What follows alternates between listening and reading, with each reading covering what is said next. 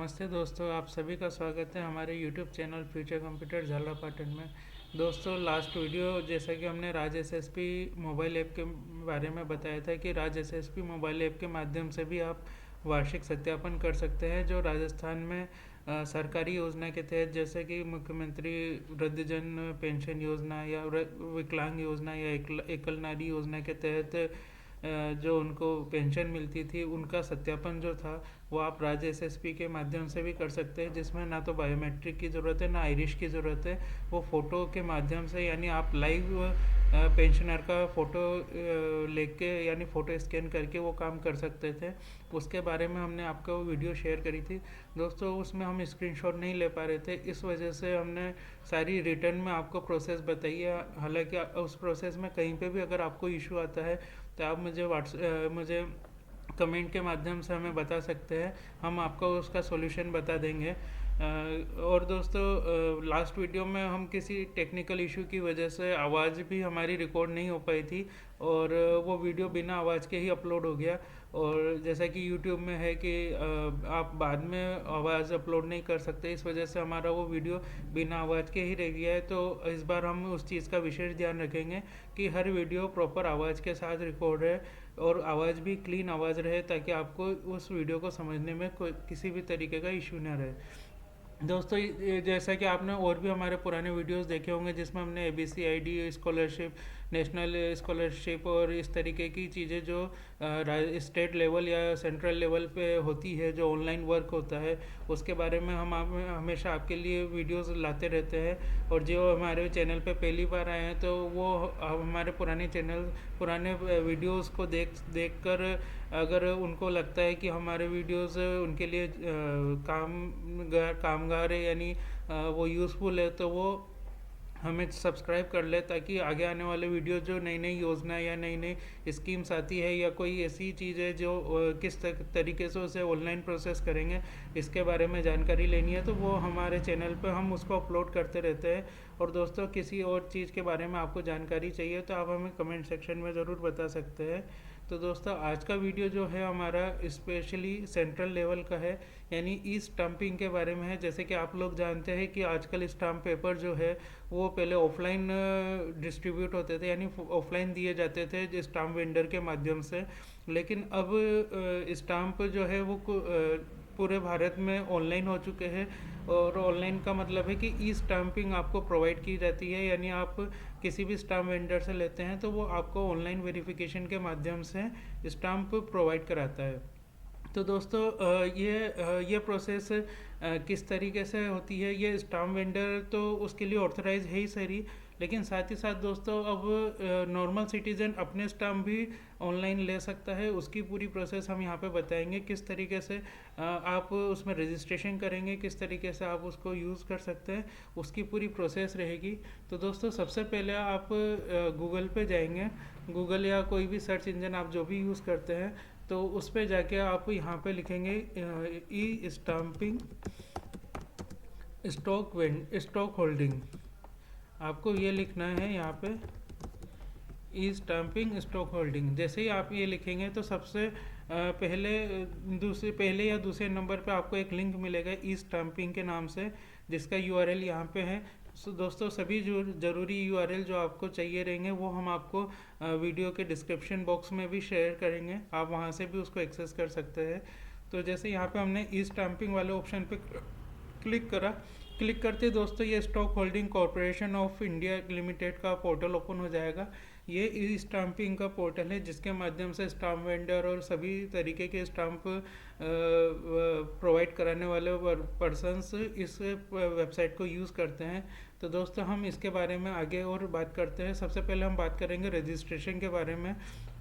तो दोस्तों, इसमें कैसे रजिस्ट्रेशन करना है, तो यहाँ पे आप जैसे देख पा रहे हैं, यहाँ पे हमारे पास अगर पर्टिकुलर स्टेट के हिसाब से आपको वेबसाइट चाहिए तो आप स्टेट के हिसाब से उसको यू देख सकते हैं। अपना अगर कोई ऑनलाइन स्टाम्प है और आपको उसको वेरीफाई करना है कि वो स्टाम्प सही है या नहीं है, तो वो आप यहाँ से वेरीफाई कर सकते हैं। स्टाम्पिंग की जो मोबाइल ऐप है जो स्टाम्प वेंडर्स आजकल यूज़ करते हैं, तो जैसे आपके स्टाम्प का वर्क चालू हो जाए तो आप भी इसको ऐप को डाउनलोड करके इसको काम में ले सकते हैं। तो इस तरीके की पूरी डिटेल है। तो हम इसमें ज़्यादा टाइम नहीं लेते हुए दोस्तों ऑनलाइन रजिस्ट्रेशन पे चलते हैं। तो यहाँ पे आप सबसे पहले जैसे देख पा रहे हैं ऑनलाइन पेमेंट, तो आपको यहाँ पे ऑनलाइन पेमेंट वाले ऑप्शन पे क्लिक करना है, फिर इसको ओके करना है।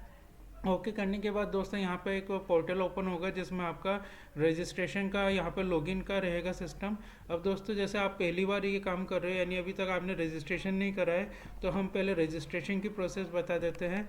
तो यहाँ पे आप जैसे देख पा रहे हैं यहाँ पे राइट साइड में आपके पास रजिस्टर्ड नाउ का ऑप्शन है, आप इस रजिस्टर्ड नाउ पे क्लिक करें। रजिस्टर्ड नाउ पे क्लिक करने के बाद दोस्तों यहाँ पे यूज़र रजिस्ट्रेशन का पेज ओपन हो जाएगा, जिसमें आपसे यहाँ पे कुछ डिटेल्स मांगेगा। तो हम एक एक करके सभी चीज़ों की बात कर लेते हैं। सबसे पहले है यूज़र आईडी, यानी आपको यूज़र आईडी क्या रखनी है दोस्तों वो आप यहाँ पे रख सकते हैं। जैसे कि हम हर कोई भी अगर ऑनलाइन आप पोर्टल लेते हैं तो उसमें एक यूज़र आईडी आपकी होती ही है, तो उसी यूज़र आईडी को यहाँ पे आप क्रिएट करने के लिए बोला है। बस ये चीज़ ध्यान रखें कि आप कोशिश करें कि आपकी यूज़र आईडी ऐसी हो जो पहले से इसमें रजिस्टर्ड नहीं हो। अगर वो आपको ये मैसेज देता है कि ये ऑलरेडी रजिस्टर्ड है तो आप उस यूज़र आईडी को चेंज करके बना सकते हैं, उसमें कुछ चेंजेस करके बना सकते हैं। तो सबसे पहले आपको यहाँ पे यूज़र आईडी लिखनी है। इसके बाद दोस्तों यहाँ पे पासवर्ड आपको जो बनाना है, जो कि कैपिटल स्मॉल लेटर्स और डिजिट और स्पेशल सिंबल का कॉम्बिनेशन होता है, तो वो आपको यहाँ पे ध्यान रखना है उस कंसेप्ट को। तो यहाँ पे आप पासवर्ड डालें, यहाँ पे आप उस पासवर्ड को दोबारा डालें। इसके बाद दोस्तों यहाँ पे एक सिक्योरिटी क्वेश्चन का ऑप्शन है कि आपका फर्स्ट टीचर कौन है, आपका mobile number, first mobile number क्या है, पेट्स का नाम क्या है या बर्थ प्लेस क्या है। ये सिक्योरिटी क्वेश्चन दोस्तों तब काम आएगा जब आप अगर पासवर्ड भूल जाते हैं तो यहाँ पे आप कोई भी एक क्वेश्चन जो आपको ठीक लगता है वो सेलेक्ट करके यहाँ पे उसका आंसर डाल दीजिए। आंसर डालने के बाद दोस्तों यहाँ पे यूज़र टाइप पर आपसे पूछा गया है कि आप जो यूज़र हो वो किस टाइप के यूज़र हो, जैसे कि आप किस तरीके की आपकी फर्म है या शॉप है। तो जैसे अगर सबसे पहले हम बात करें कॉरपोरेट, यानी आप एक बिज़नेस लेके चल रहे हैं, बड़ा बिज़नेस लेके चल रहे हैं, तो यहाँ पे आपको कंपनी का नाम, यहाँ पे आपकी कंपनी की प्राइवेट कंपनी है या पब्लिक कंपनी है, यहाँ पे डेट का आपकी कंपनी का स्टार्टिंग डेट की कब से आपने इसको वर्किंग में लाए थे, पेन नंबर, कॉन्टैक्ट नंबर, यहाँ पे pen number, contact number, mobile number, office का एड्रेस, सिटी, स्टेट। यहाँ पे दोस्तों ये सारी डिटेल आपको यहाँ पे शेयर करनी रहेगी। इसी तरीके से दोस्तों अगर आप इंडिविजुअल या प्रोप्राइटर फर्म है, यानी आपकी पर्सनल शॉप है या आप किसी फर्म के प्रोप्राइटरशिप में हो, तो यहाँ पे आपका फर्स्ट नेम, लास्ट नेम। दोस्तों अगर फर्स्ट नेम में जैसे आपका नाम है, फर्स्ट नेम, मिडिल नेम और सरनेम, तो आप यहाँ पे इस तरीके से यूज़ कर सकते हैं कि first name plus middle name और लास्ट नेम अलग से। फिर भी कोई इशू हो तो आप हमें बता सकते हैं।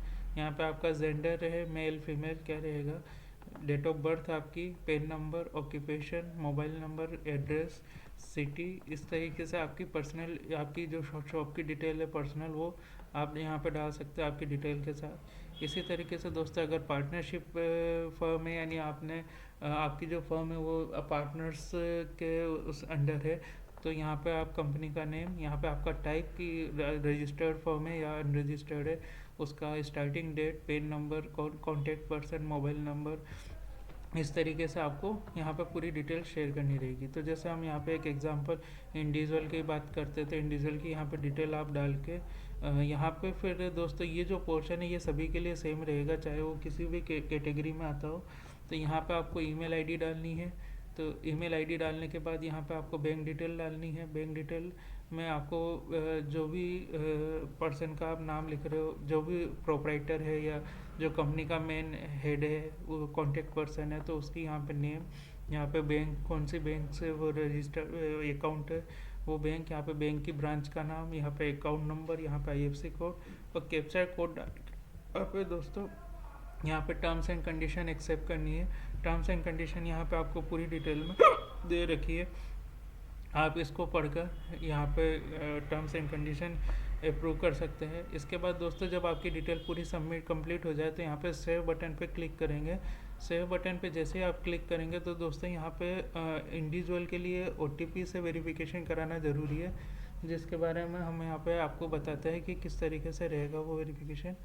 तो दोस्तों जैसे ही आप रजिस्ट्रेशन कंप्लीट कर देंगे, तो रजिस्ट्रेशन कंप्लीट करने के बाद एक स्क्रीन आएगी जिसके बारे में हम आपको यहाँ पे बता देते हैं।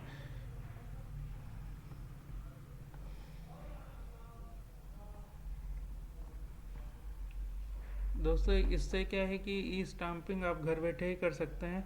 हालांकि ये अभी इंडिविजुअल के लिए है, यानी आप पर्सनल अपने लेवल पे कर सकते हैं अपने लिए। फिर हो सकता है कि धीरे धीरे आप अदर पर्सन के लिए भी ये कर सकते हैं। तो दोस्तों यहाँ पे जैसे ही रजिस्ट्रेशन सेव करेंगे तो यहाँ पे आपका यूज़र आईडी जो अगर अवेलेबल है तो वो यहाँ दिख जाएगा, और अगर अवेलेबल नहीं है तो आप यूज़र आईडी को चेंज करके उसको अपडेट करेंगे। जैसे ही और जब अगर वो इंडिविजुअल यूज़र आईडी आपको यूनिक मिल जाएगा तो यहाँ पे आपका जो मोबाइल नंबर है उस मोबाइल नंबर पे ये ओटीपी भेजेगा, वेरिफिकेशन ओटीपी भेजेगा। वो ओटीपी आपको यहाँ पे डालना रहेगा, जो कि ये आपके स्टॉक होल्डिंग की तरफ से आएगा। जैसे ही आप यहाँ पे ओटीपी डाल के वेरीफाई करेंगे दोस्तों, तो आपके पास एक मैसेज आ जाएगा, congratulation you have successfully registered, कि बधाई हो, आपका सक्सेसफुली रजिस्ट्रेशन हो चुका है। अब आप अपने पोर्टल यानी आपकी लॉगिन डिटेल्स को एक्टिवेट करने के लिए जो ईमेल आईडी आपने वहाँ पे दी थी, क्योंकि ईमेल आईडी ही आपका डिटेल रहेगा, तो आपको ईमेल आईडी पे आपकी ईमेल आईडी ओपन करनी है। वहाँ पे एक मेल आया होगा, आपको उस मेल से एक्टिवेशन करना रहेगा। वो एक्टिवेशन करने के बाद ही आप लॉगिन कर पाएंगे। उसका भी हम आपको एक स्क्रीनशॉट दिखाते हैं दोस्तों। हमारे ये जो रजिस्ट्रेशन पे मेल आया था, registration for online payment system online stamping के माध्यम से, तो यहाँ पे डिटेल में ये सक्सेसफुली रजिस्टर्ड का मैसेज था। यहाँ पे हमारी यूज़र आईडी थी। यूज़र आईडी के साथ साथ यहाँ पे देखो यूज़र आईडी एक्टिवेशन लिंक है दोस्तों। तो इस पर हम क्लिक करेंगे। जैसे आप क्लिक करेंगे तो यहाँ पे वापस से इस पोर्टल पे आओगे और यहाँ पे मैसेज आएगा, congratulation your user ID is successfully activated. दोस्तों ये जैसे ही आपकी यूज़र आईडी एक्टिवेट हो जाएगी तो आप अब नेक्स्ट टाइम जैसे आपने फर्स्ट टाइम इसका रजिस्ट्रेशन कर लिया था, अब रजिस्ट्रेशन करने के बाद जब आप नेक्स्ट टाइम लॉगिन करेंगे तो आपको यहाँ पे यूज़र आईडी डालनी है, यहाँ पे आपका पासवर्ड डालना है, पासवर्ड डाल के कैप्चा डालना है। पासवर्ड आपको ध्यान में होगा तो पासवर्ड हमने उस टाइम बनाया था वो पासवर्ड हमको यहाँ पे डालना है। इसके बाद जैसे ही आप लॉगिन करेंगे दोस्तों, तो लॉगिन करने के बाद आपके पास कुछ ऐसी स्क्रीन दिखाई देगी। तो दोस्तों आपको यहाँ पे जैसे आप यहाँ पे लॉगिन करेंगे तो प्रोडक्ट में आपको यहाँ पे आप देख सकते हैं स्टाम्प ड्यूटी पेमेंट लिखा हुआ आ रहा है। तो आप ये सेलेक्ट करके जैसे ही साइन इन करेंगे तो दोस्तों ये पेज आपको ओपन होगा। इस पेज में आप जैसे देख पा रहे हैं दोस्तों, यहाँ पे आपकी यूज़र आईडी और ये सब आपका नाम यहाँ पे दिखाया जाएगा। और यहाँ पे आप देख रहे हो online e stamp duty payment का ऑप्शन है, यहाँ पे पे स्टाम्प ड्यूटी का ऑप्शन है। तो दोस्तों ये पूरा प्रोसेस था कि किस तरीके से आप ऑनलाइन स्टाम्पिंग के लिए ई स्टाम्पिंग के लिए रजिस्ट्रेशन करेंगे। दोस्तों अब हमारा वीडियो ज़्यादा लंबा ना हो जाए, इसकी वजह से हम इसका जो सेकंड पार्ट है कि आप ई स्टाम्पिंग कैसे प्रोवाइड कराएंगे वो हम नेक्स्ट प्रोसेस में बताएंगे। तो आपको हमारा वीडियो कैसा लगा आप इसके बारे में ज़रूर बताइए। थैंक यू दोस्तों।